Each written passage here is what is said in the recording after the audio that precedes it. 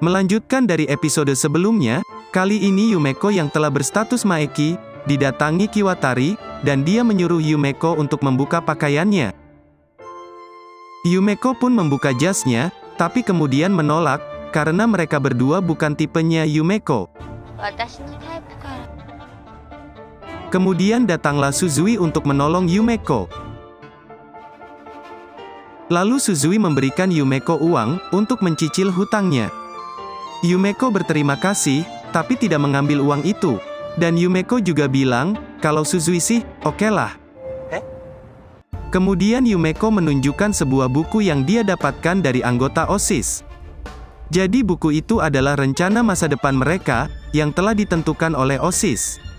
Dan Sao Tome yang mendapat buku yang sama, dia pun protes ke ruang OSIS, karena akan dinikahkan dengan seorang om. Kemudian scene berganti dengan memperlihatkan Suzui, yang sedang membawa lembaran pengumuman, yaitu tentang pelunasan hutang para Pochi dan Maeki.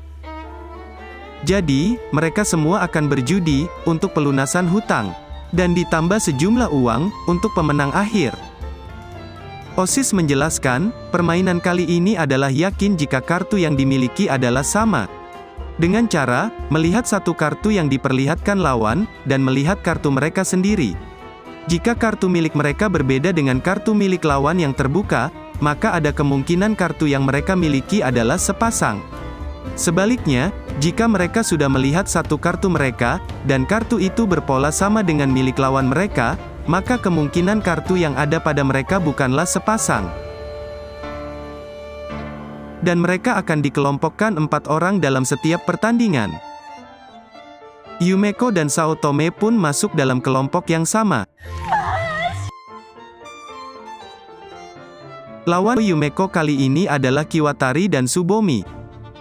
Kiwatari sebenarnya bukanlah Pochi, tapi dia sengaja berhutang agar pada akhirnya bisa memenangkan hadiahnya.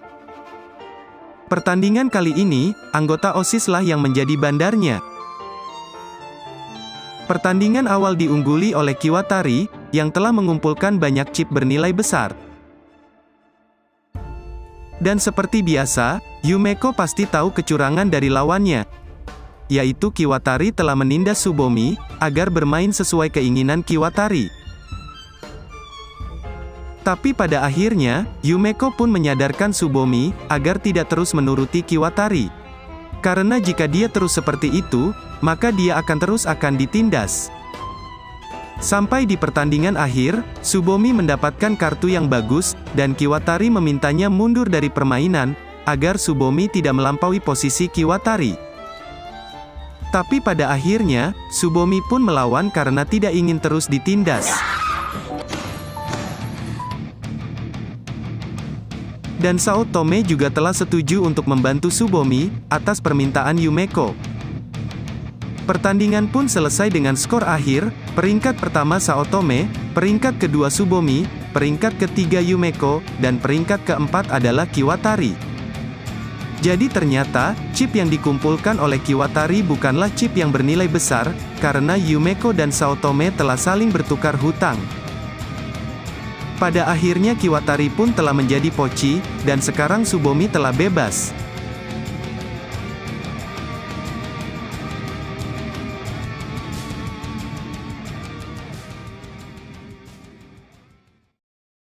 Perjudian pun telah selesai, tapi tampaknya Yumeko tidak membayar hutangnya pada OSIS.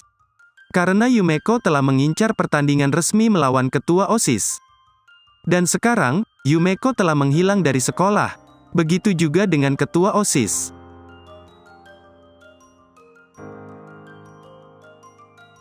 Kemudian tampak Sao Tome sedang dihampiri oleh Sumeragi, yang menawarkan kesepakatan.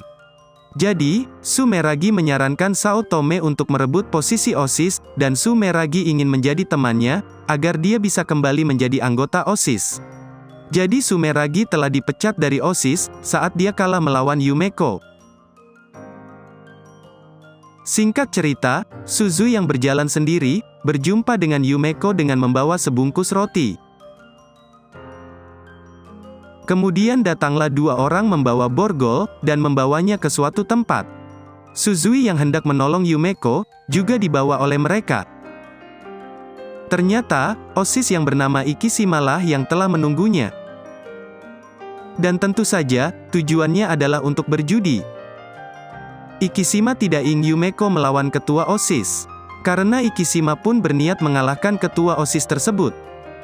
Dan pula, mata Ikishima adalah bayaran dari hutangnya pada ketua OSIS, saat dulu Ikishima melawan ketua OSIS. Permainan kali ini sangat simpel. Yaitu, pemain harus menyamakan susunan kartu mereka, dengan susunan milik bandar. Dan taruhan kali ini bukanlah uang. Tapi setiap orang yang menang dalam satu ronde, berhak menembak lawan mereka. Dan jika si penembak tidak melakukan dengan benar, maka si korban harus menembak kembali. Yumeko pun setuju, tapi dengan syarat, bandarnya haruslah Suzui, dan pula, pertandingan haruslah hanya 3 ronde.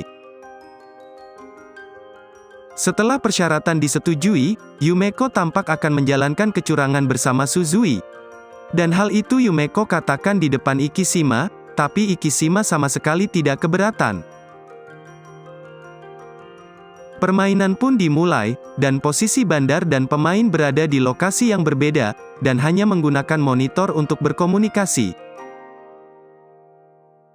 Suzui pun tampak bingung dengan apa yang harus dia lakukan, karena kalah ataupun menang, tetap saja akan ada yang tertembak.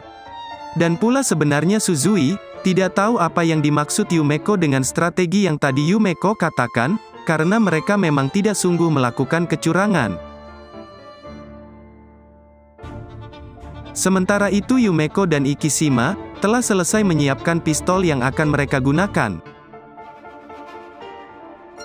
Permainan dimulai, dan ronde pertama dimenangkan oleh Ikishima.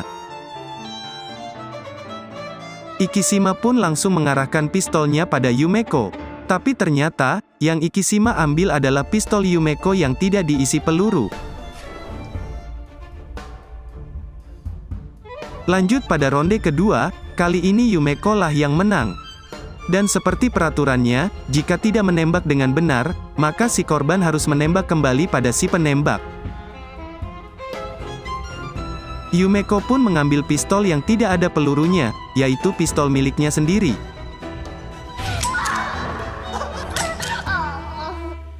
Ikishima pun merasa kesal, karena Yumeko bisa tahu pistol yang tidak ada pelurunya. Tapi hal itu mudah saja, karena bobot dari pistol tersebut pasti berbeda. Di ronde ketiga, Yumeko pun mengisi pistolnya. Di pertandingan ketiga, Yumeko telah membongkar kecurangan Ikishima, yaitu tentang monitor yang terbalik.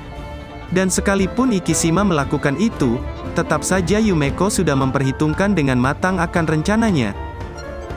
Jadi alasan Yumeko minta hanya 3 ronde adalah mengincar hasil imbang. Karena Yumeko tahu, kalau kemenangan bagi Ikishima adalah mati. Dan maksud Yumeko berkata akan melakukan kecurangan bersama Suzui tadi adalah untuk mengetahui hal apa yang diinginkan oleh Ikishima. Sementara itu, Saotome sedang berada di ruang OSIS, bersama anggota OSIS yang bernama Manyuda. Di sini Saotome diminta untuk bekerja sama, bergabung dengan anggota OSIS. Lanjut pada permainan Yumeko, Ikishima telah sengaja mengatur kartunya, agar kali ini ada yang tertembak, karena kedua pistol sama-sama berisi peluru. Tapi Yumeko pun melakukan hal yang sama, sehingga hasil pertandingan akhir adalah imbang.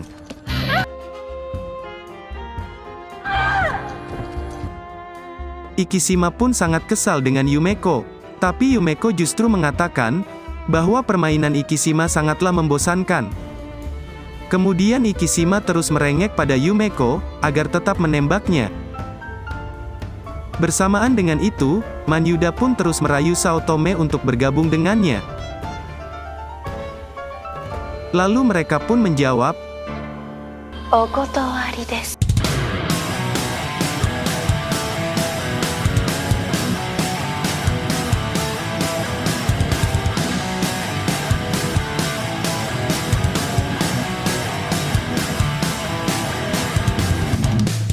Di akhir film, Yumeko dan Suzui bertemu dengan Sao Tome yang baru keluar dari ruangan OSIS, dan Yumeko memberikan roti melon, yang ternyata dipesan oleh Sao Tome, sebelum Yumeko menghilang. Dan season 1 dari Kakegurui pun tamat.